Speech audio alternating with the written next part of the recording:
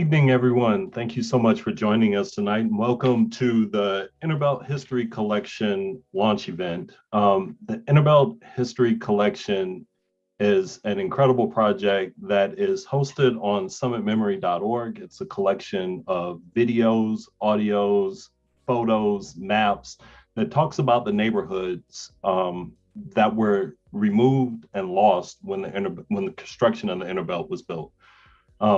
Tonight, I am joined by Liz Agbu, who is a consultant working with the city of Akron. She conceived this project. I'm also joined by Bishop Joey Johnson. He's the senior pastor of the House of the Lord Church here in Akron, Ohio. He's also a grief recovery specialist, and he is one of the people that I interviewed for this project. And of course, myself, I conducted the interviews that are a part of the collection and also produced the audio segments. So I am going to turn this over to Liz. And Liz, if you don't mind, can you tell us a little bit about how you came up with this project, when you conceived it, what you wanted it to be, and how we got to this point? Sure. Thank you for that introduction, Roger. And thanks to everyone who's joining us. We're really excited for this conversation today.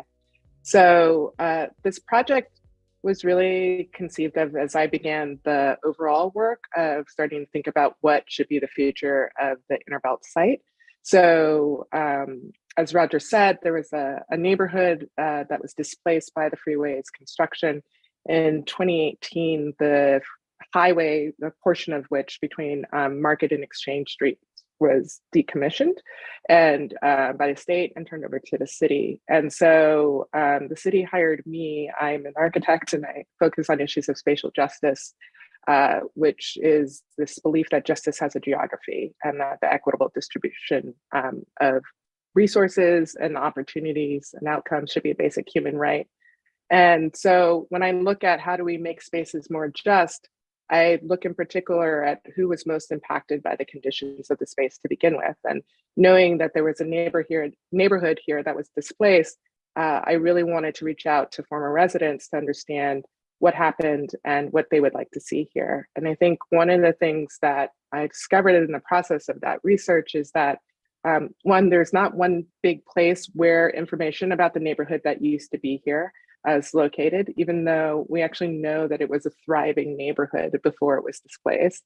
And then also, because there hadn't been a place where those stories could be shared and held, for many of the former residents, it almost felt like the past was unresolved, that the fact that those stories had not been deemed important enough to be held somewhere where we all could see was a big wound for many of them. And that there was some unresolved grieving associated with that. We also found that when you start to talk to people about what they would like to see in the future and the past feels unresolved, that it's hard for them to trust that you would do right by them in the future if you didn't even do right by them in the past enough to hold their stories and treat them of value. And then the final thing is, many of the folks who lived in the neighborhood that was displaced by the highway are elders now, and we've already lost some of them. And so in many ways, stories are lost and are in the process of being lost. And, in talking to some of the former residents, it was almost like a secret. It wasn't widely talked about, even within families. I think it's really interesting. One set of stories that from the interview that you did, Roger, was with Vera Parker and her uncle, Christopher Mitchell. And she talks about how there were things that she heard in the process of this interview that she had never heard, for decades. And so I think the stories that we have are basically libraries of who we are as a people. And when we aren't able to pass down those stories, it's like we lose an immense amount of knowledge. And so I think all of those things combined to make it clear that one of the things we needed to do as part of the overall project of looking at the future of the Innerbelt was to make sure that we had a place where these stories could be held and treated with the value that they were really worth. And Roger, I wonder if maybe to help people get a sense of some of those stories, since there may be some who are listening tonight who haven't listened to stories yet, if you want to play one of the clips, because I think the other important thing, and I mentioned this a little bit, is that the neighborhood, when urban renewal came in the 60s and 70s, often the neighborhoods were targeted, were deemed as neighborhoods of blight. And that was the reason why they were designated. And I think the thing that I was struck about when I had some of those early conversations with former residents is that the stories that they shared were stories of vibrancy. It wasn't that there weren't challenges in the neighborhood, but it was a really vibrant place. And so I think we really tried in the stories that we captured to make sure to give some sense of that vibrancy. Great. The clip that I am going to play is from our friend Bishop Johnson. And if I remember correctly, during our interview, Bishop Johnson, I asked you what one of your favorite memories from that time of you growing up in that neighborhood was. And your response was an incredibly colorful and animated story about times where all of the children in the neighborhood got together to play a game. So let's take a listen to that. Probably my favorite memory is we used to play four square out there. We played in a driveway 2 doors from where I live. So there was some pavement there, and there happened to be four squares of pavement, and we would just get out there and line up and just play. The whole neighborhood would come out to play four square, and it would just be like a tournament. You would be playing and sounding on people and in line. I mean, there's a line to play. It's not just one or two people. There's a line to get in to play four square, and that's a real fond memory of seemed like everybody coming together. There was one field back over off of Bishop Street, and it was glass and cans and whatever. We did play some sports over there, but basically we played in the street. All football was played in the street.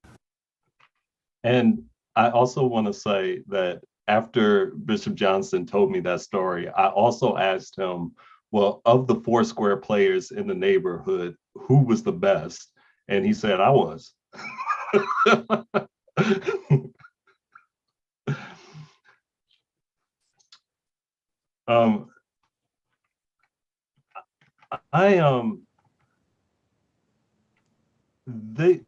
I heard a lot of incredible stories. Liz, like you said, these stories range everything from stories of friendship, stories about family. It stretched a gamut of emotions. There were moments where people taught with such love and compassion about the people that were around them on the daily basis. And they described this neighborhood as so idyllic that, you know, it's mind blowing to think that there was a point where this neighborhood was considered blighted, where everyone is talking about a neighborhood that was also a support system where people got together and helped each other out. Like if you needed something, they were there for them. These are the type of descriptions of a neighborhood that when we talk about city planning, this is the type of thing that you wish in your best, like the best dream you could have of the outcome of a neighborhood. This is what they're describing. Like we had neighborhoods like that in Akron at one point in time, and they were lost. And very much like you said, Liz, we not only lost them, but we lost the history of it. So we weren't able to continue to learn and grow from them, from the knowledge that that neighborhood captured. And I guess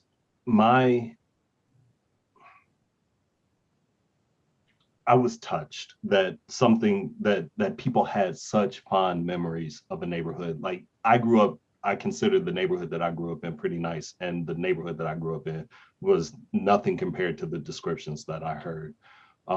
So, and then the other side of this is, and we'll get into this a little bit more, is that you also hear a lot of pain and grief from people when they start to talk about the changes that the neighborhood went through as the construction came closer and closer and then began, and how that neighborhood changed. So Bishop Johnson, I guess I'm wondering if you have any thoughts about the stories that we've heard, or more comments on your own memories from that neighborhood. Absolutely. Thank you, Roger and Liz. Thank you for allowing me to be on here to participate in this wonderful dialogue. I believe stories are sacred and they ought to be treated as such. And so when you hear people's stories, to me, it really was a spiritual experience as I began to listen to each person and interact with people around the stories of what took place. And while I'm here in Florida, I went to see Quantum Media, Ant-Man and the Wasp. And so what they're dealing, excuse me, forgive me, I'm a science fiction buff. So they're dealing with multiverses. Each story is a multiverse. It's a story that's an entire reality of what took place. And so when you listen to people and they begin to tell you those stories, it really does take you on a trip. Your imagination is involved, and you begin to take these trips. Not only are you going on a trip with each person who's telling the story or each group, but then it begins to interweave with your own story and begins to bring you to a place of reminiscence that's very, very powerful. So I think it's really a spiritual experience that I've had. Roger and Liz, what kind of impact did it have on you?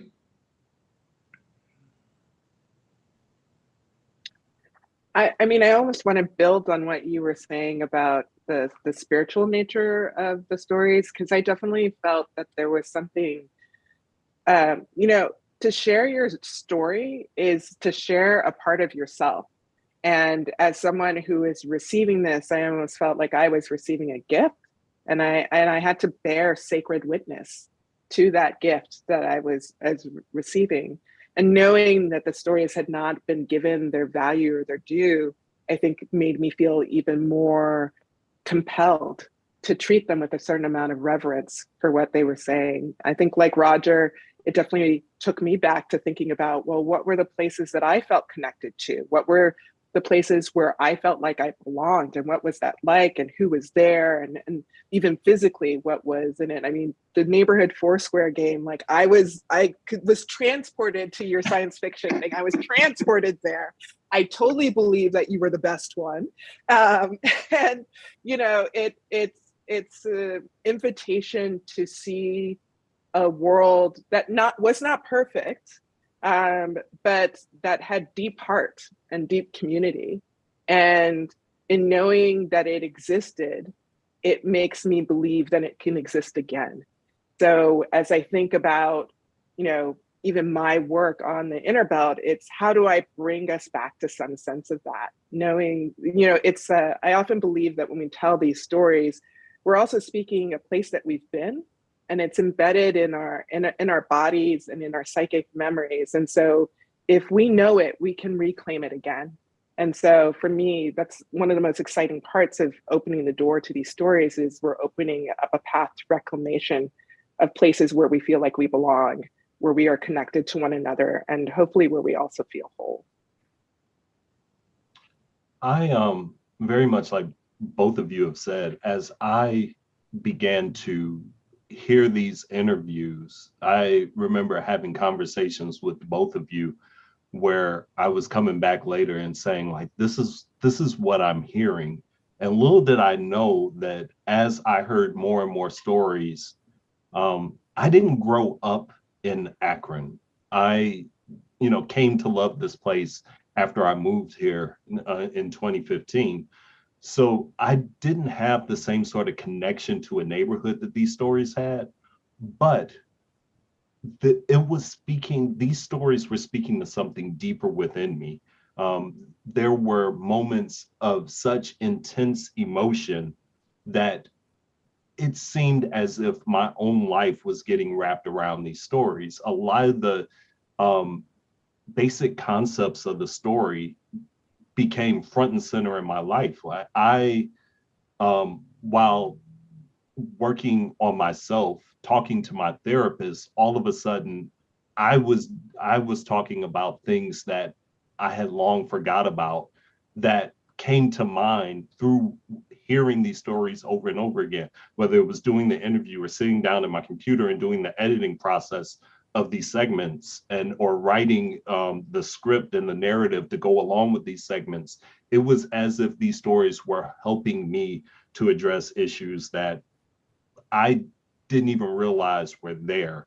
And so I wondered a lot about, as other people began to listen to this, um, what were they going to hear? And I had an incredible moment where I am in a sewing group where I quilt with a group of ladies over at Summit Lake, and one of the women in that group, um, she told me, as I was talking about the project one day, that she used to live in a neighborhood. And I was like, oh, well, can I sit down and have a conversation with you? And so after I edited her segments, I brought it back to the class. We played it in the class. So all of this whole group, a mixture of Black women, white women, um, age, different ranges in age, and me as a man as well, the conversation broke open like a floodgate where everyone began to share stories of moments in their life where they had to deal with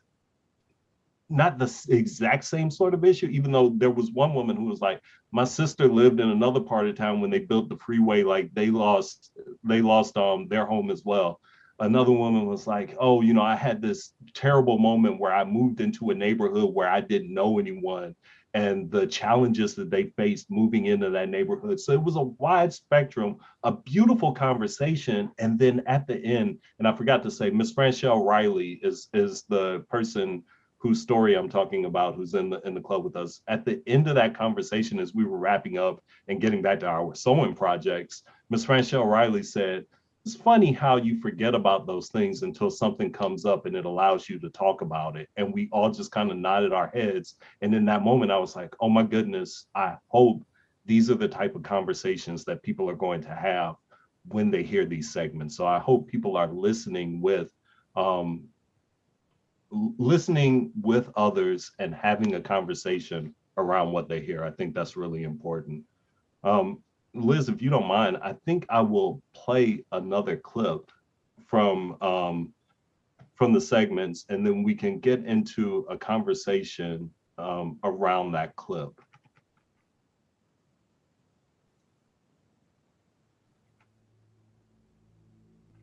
Some of them stayed still in the valley and they ended up going to south.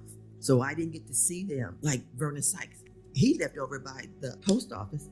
He ended up going to south because they had to move. He could have went to central, but he had to go to south. The kids that I walked to school with, and sometimes we would go like to their house for lunch because you couldn't eat lunch at school. And we would go over to their house and we would play and jump on the beds and do all kinds of crazy stuff. I had to leave them. That hurt because we were separated. It's almost like getting a divorce, but you really don't want a divorce. And I don't get to see them anymore. They went wherever and I went somewhere else. But you grew up with them from the first grade all the way up to junior high. And now you don't see them anymore. And then they think, now it's kind of like, how somebody said, oh, they think they're better than us. That kind of stigma. But I'm not. I'm still Anne Marie. That was a clip from Miss Anne Marie Ford. And earlier I talked about how a lot of these stories, when we begin to talk about the construction of the Innerbelt actually beginning, a lot of these stories were filled with pain and grief. And this is one example of those moments where people were sharing a hard truth. The earlier segment where Miss Ford is talking about her neighborhood, she is full of energy and talking about her friends, and she remembers everyone's name and she can describe them walking to school. But the construction of the Innerbelt happens, and she shared that story, and she was devastated over the separation and the closeness of that neighborhood and her friends, and was still feeling that pain today. And in that moment, I was there, like you said, Liz and Bishop Johnson, I was there with her and I could feel that pain. So Liz, I think this is a great example of grief. And I wondered if you want to, or maybe, let me see, Bishop Johnson, will you talk a Yeah, I little was bit going to about say that grief? Bishop is like the grandfather of grief. So I am going to defer to him to get us started. Bishop Johnson, talk a little bit about grief in these stories and what can come from us hearing it and facing the grief that we feel when we hear them. Sure. Thanks, Brother Roger. And I want to thank you too for the incredible work that you did and listening and compiling and all of that. I mean, it was incredible. And you and I had some great interaction around some of the work that you were doing. There are two really powerful threads I could pull on, but we're just going to pull on the one. One would be trauma, which we won't deal with today, but the other is grief.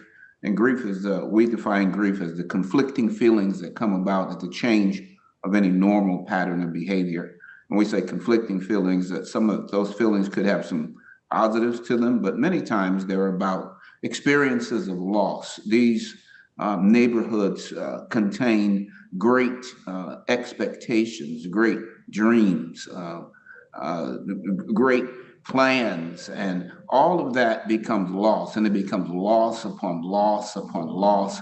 And we don't tend to think about it because in America, we tend to be more rationalistic, more objective, stepping outside of ourselves to look at ourselves rather than dealing with the pain that we're experiencing when we're losing these expectations and these things, and particularly that a number of these neighborhoods are African American neighborhoods.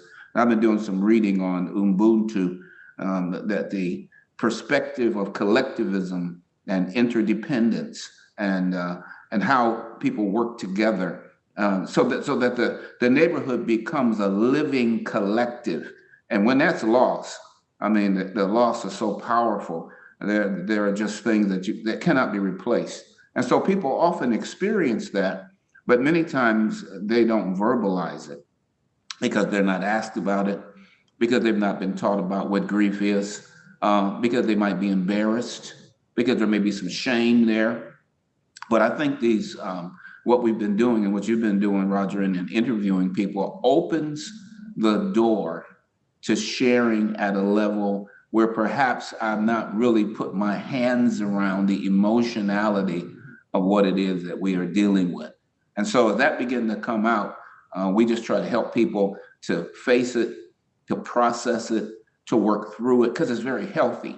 It's not healthy to swallow that pain down and try to forget it and try to just jump over it. But we need to work our way through it. And one of the ways that I say that is I talk about grief a lot and say, how do you work your way, or how do you make it through a dark room? And you can't think your way through. You have to feel your way through. And so this is a feeling process that has stories and communication around it that helps us to make sense out of what we've lost, to make sense out of what's taken place, to make sense out of some of the pain that we've experienced. Let me throw it back to you two to talk a little bit about some of the pain that perhaps you saw or experienced or detected. Roger, do you want to go first? Because I feel like as someone who was interviewing all of these folks, that in some ways you had this direct connection with some of that pain in a really interesting way. Sure. I mentioned that, as I began to hear these stories, it began to bring up emotions within me. And I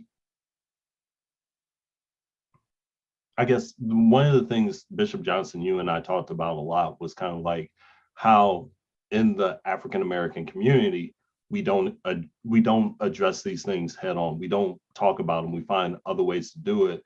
And there is I would say, a need to destigmatize the therapy and help, the mental help. I remember you mentioning in our interview and in later conversations of how important it is for us to say, like, hey, it's okay to get mental health. It's okay to take care of yourself, not only physically, but mentally, also spiritually. During this process, I was still regularly talking to my therapist, and that was a great outlet for me because I was really feeling the grief and that came with these stories. I began these stories. I interviewed you, Bishop Johnson. You were my very first interview in the summertime. My second interview was Pastor Robert DeJournette, and that was an incredible story as well. And then in that moment, the summer of 2022 happened in Akron, and we all held the pain of a moment around what happened with Mr. Jalen Walker. And I was hearing stories that were talking about pain and grief while the city was experiencing pain and grief. And I was experiencing my own personal pain and grief. And I realized the only way for me to really cope with that was to talk with others about it. I'm very fortunate that I have a loving girlfriend in my life who listened to me talk through a lot of it. I have a therapist that I talked through who helped me figure out how to address these things and how to take it and turn it in a positive way. And what comes out of it are these stories. Like you mentioned, Bishop Johnson, of treating these stories as sacred. And I did my best to do the best job I could in making sure that these stories represented in the best way possible the people that were telling them. And whether it was the segment that we heard from Miss Anne Marie Ford, Pastor DeJournette told an incredible story of him remembering being a child and riding down Worcester Avenue during the riots of the 60s. And how scary that was for him as a child, not understanding what was going on. Like, all of these stories are coming up within these stories. So we're seeing what happens when one set of pain and grief gets layered on by another, So it was soldiers coming home from war not being able to get credit to buy a home, and then there was the riots of the 60s, and then there was the Innerbelt, and then there was whatever happened in the 80s, and then there was whatever happened in the 90s, on up until today. These things just kept piling up on top of each other. Like, that is the pain and the trauma that I was hearing and experiencing while telling these stories. What about you, Liz?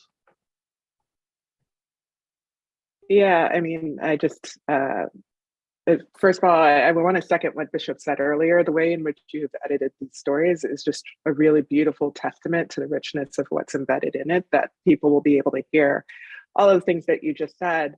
And I think that, to use an architectural metaphor, when we don't resolve our grief, it's like we're building on top of brokenness. And that is a foundation that can't hold, right? And so sooner or later, something happens and it all crumbles.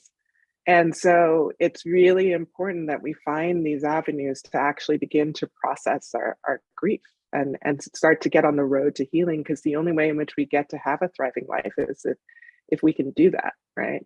And there's language out there that talks about how grief is love, right? There's a quote from Martin Prechtel that says, if we can't grieve what we've lost, then we can't praise what we've loved.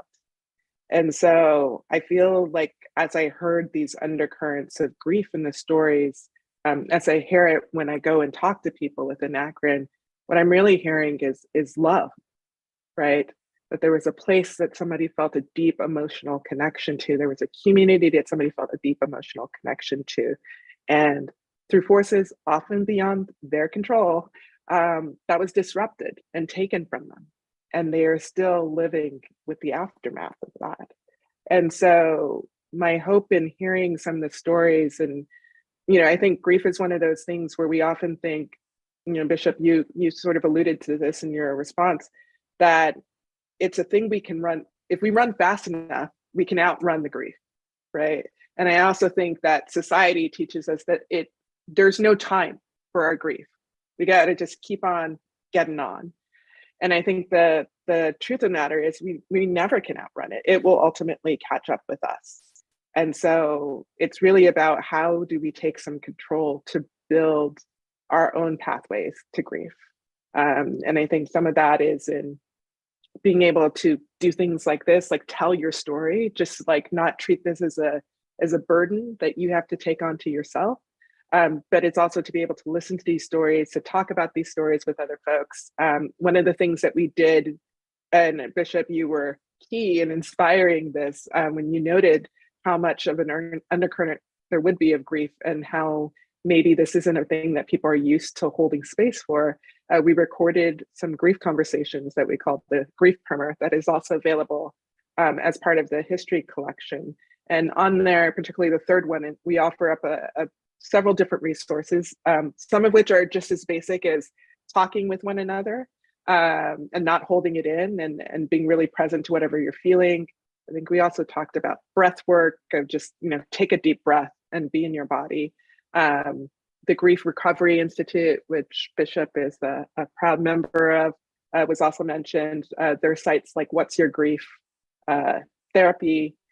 All of these things are to just sort of say, how can we find some agency to move forward? And so I think that, if nothing else, that's one of the things that I feel was important to all of us as we saw these stories take shape. And to hold both the whatever regrets or sadness we have, but also hold the love. And I think that's why it's so important to also have those stories of joy is, I think, I don't want to speak out of turn for people who are former residents, but I think, they would want us to remember both how special that neighborhood was for everything that happened there, as well as how significant it was of what was lost. You both have mentioned the editing work in the stories that we did. And I want to take a moment to say that the only reason I was able to produce something that great was because there was a whole team of people. Like, it wasn't just me. Of course, Liz, you, Bishop Johnson, I was in constant contact with both of you all as we were working on this. But not to mention that I want to mention Flaco Torres, who provided the music, the theme music for the episode. So if you listen to it and you enjoy that music, that was an instrumental from. He's an artist who lives here in Akron, a very talented creative who allowed us to use music from one of his albums as the theme music. But he also went on to help me edit some of the audio, as well as work on some transcripts, things along those lines.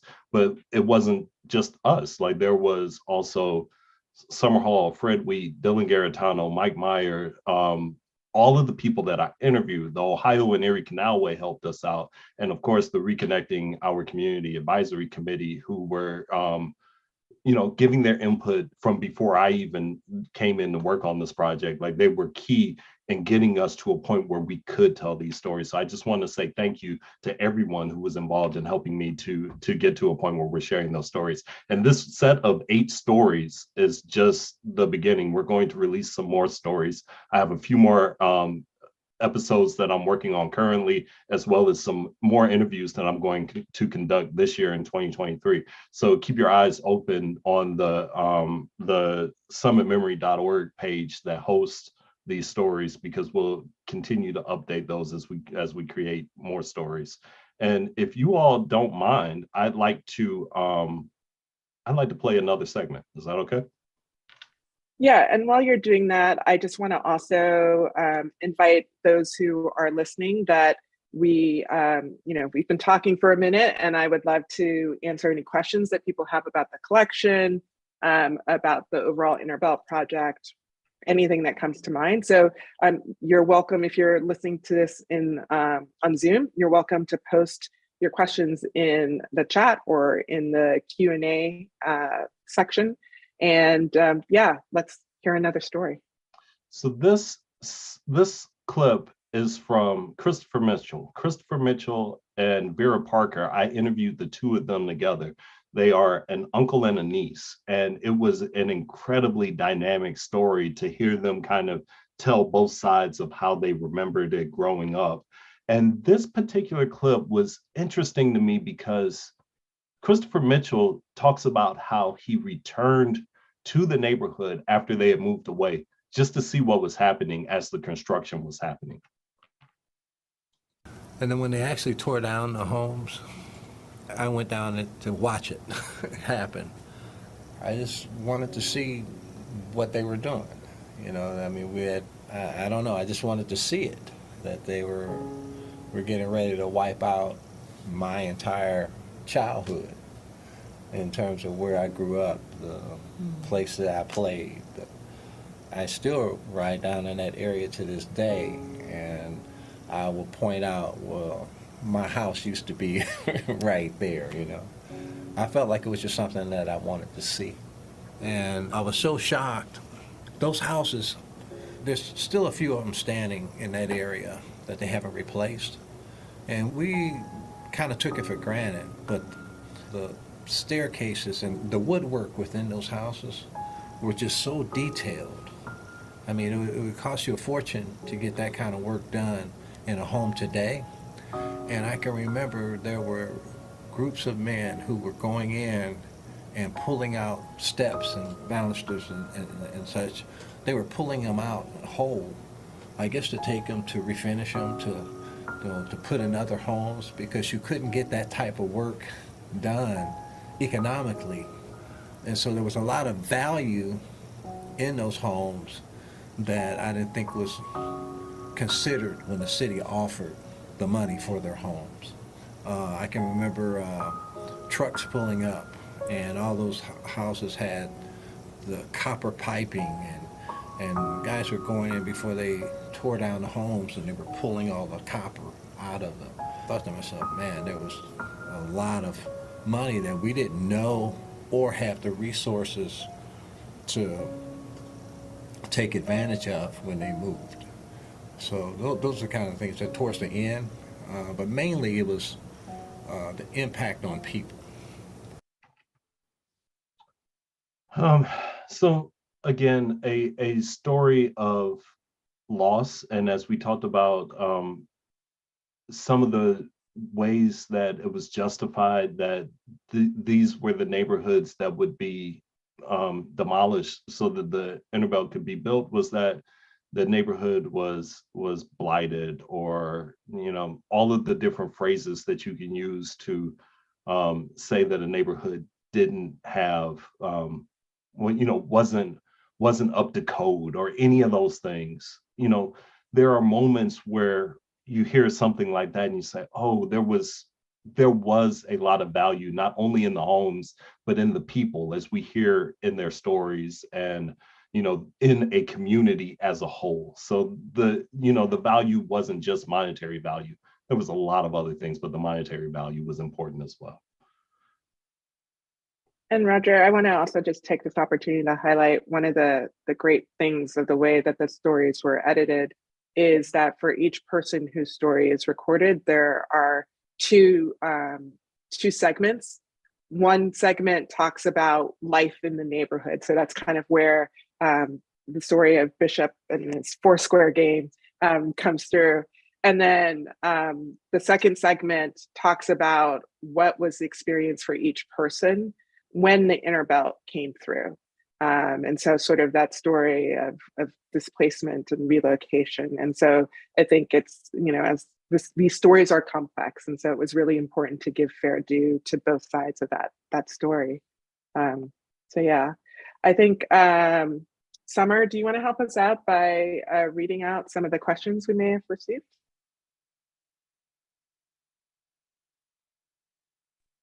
Sure.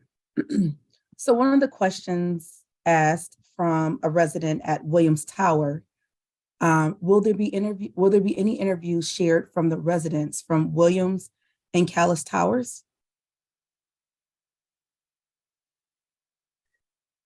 So I can maybe jump in here, and then Roger, you can also supplement if you have additional things to say. So we've definitely visited the towers to do focus groups for the overall Innerbelt project. I don't know if we have anyone in the queue yet from the towers who's ready to be interviewed, but if there is somebody, we would love to interview you. So I think we're definitely open to that. And we'll post at the end of, towards the end of the meeting in the chat, a link to a place on our website where you can go and sign up. And then we're also working on, in addition to being able to have interviews with Roger, we're also trying to figure out what's a long-term strategy to be able to collect the interviews in different ways. So stay tuned for that. And I will Okay, just say, another question. Oh, well, yeah, give me 1 second, Summer, and then no, go ahead. I'm sorry. okay. I agree with Liz. I have not yet spoken with anyone from Williams Tower, but I'm happy to. So if Miss Vonda Trailer, if you are interested or if you know someone who would be willing to share their story, please keep your ears open for the web address so that they can sign up so that we can have contact information for them. And I will be happy to reach out and get that started. Okay, Summer, thank you. Okay, next question. Were any of the homes taken due to eminent domain?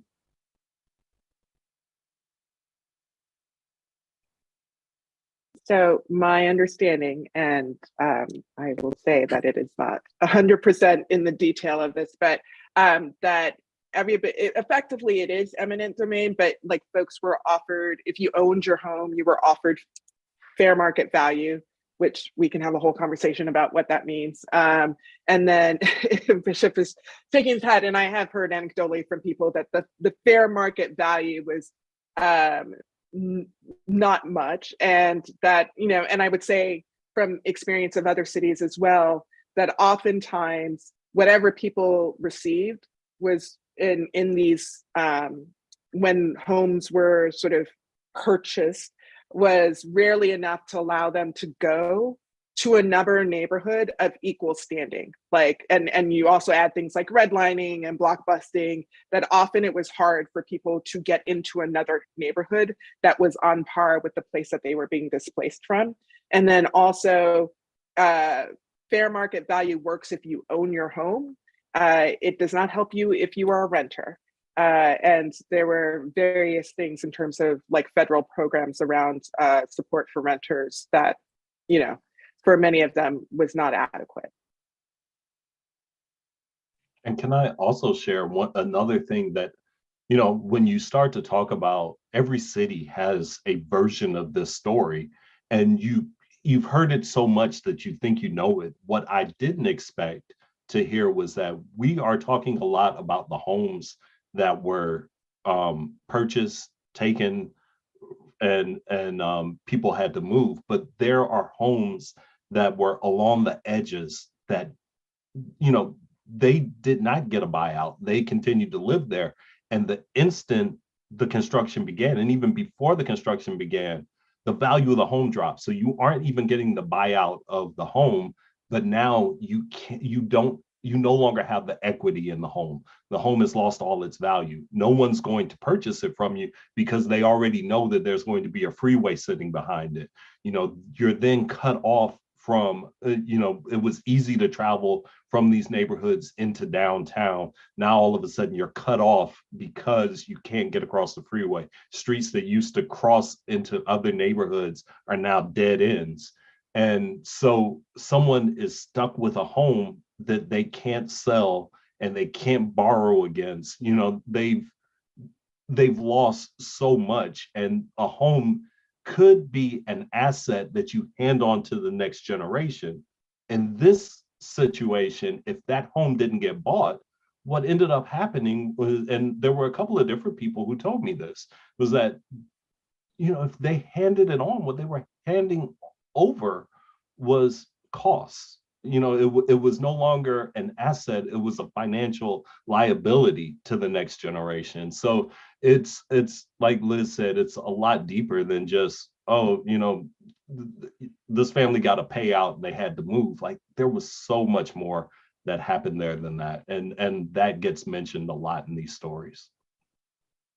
I also just want to add, in addition to hearing more about this within the oral histories, that the Beacon Journal did an excellent series of stories about the Innerbelt and the neighborhoods that preceded it. And some of the things that Roger is talking about could also be found in that reporting as well.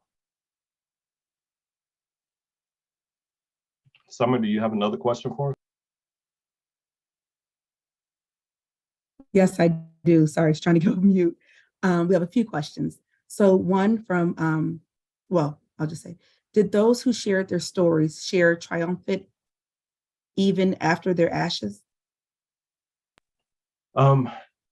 I'd say yes. And there are a few that come to mind. And one of the things that I'll say is that so many people talked about how this neighborhood poured their hearts and dreams and aspirations into the next generation that was growing up. Like a lot of these people are telling stories from their childhood about how they walked to school and they had these incredible experiences with the friends and the other children in the neighborhoods. Well, they were young and they were growing up. They had their whole lives ahead of them.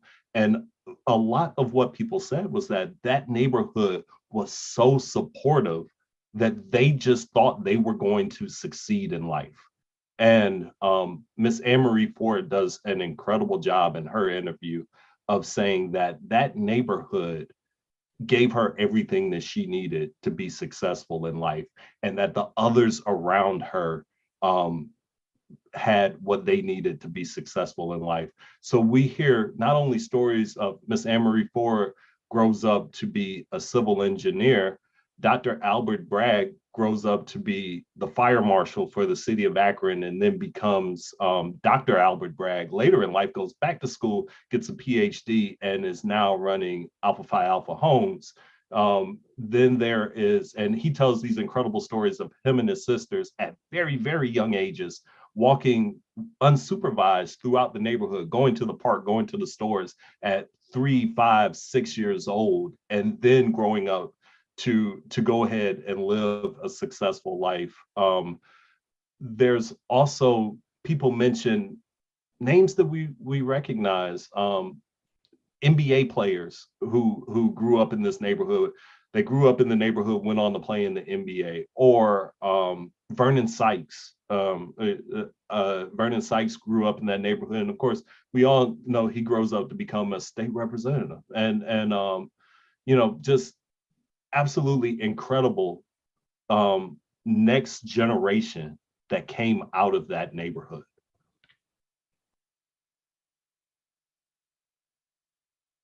Another question is, how do you think that these stories will inform the future of the Innerbelt site? And what are plans for the old Innerbelt?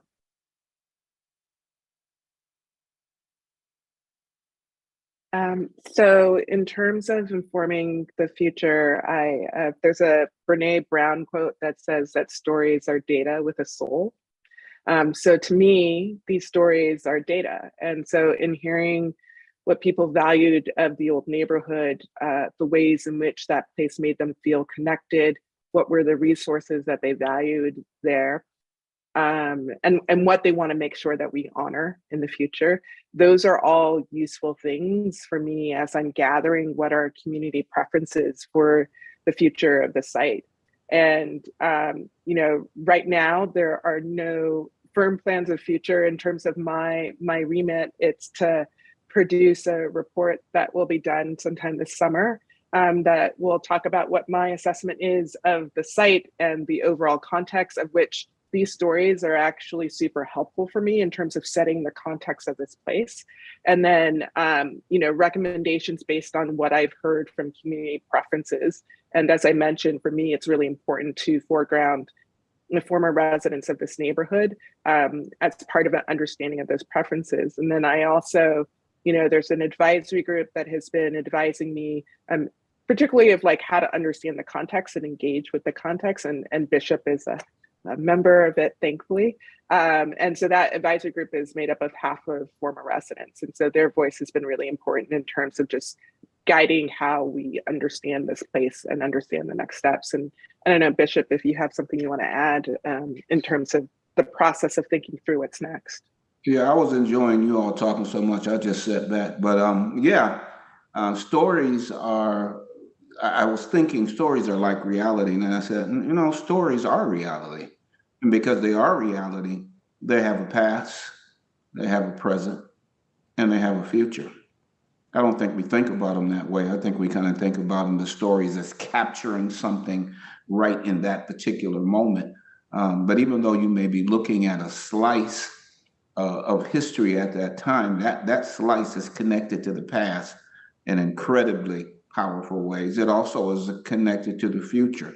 So there's no way to bottle or cut off the energy and the reality and all that is going on in that particular single moment, but it is much larger than that moment. And so certainly it reaches into the future and continues forward, and continues to have impact. I should also add, just from a time perspective, so people know what we're dealing with, is that the site that we're working with is between Market and Exchange Street, and if you've gone by it, you see how sunken it is, and so it actually is going to take a while to be able to do something there. So the plan is to try to come up with what are short-term uses for that site, and then also how to fold in the community preferences into the long-term use of the site, which could be potentially a decade off, where you would see some permanent redevelopment. But to circle back to what Bishop said in terms of the importance of stories, I think this process tries to be grounded in the fact that if we do not know where we've been, then we can't know where we're going. And so the collection of stories is really important in solidifying where we were and where we are. Okay, one more question. Do you know how the move affected home ownership?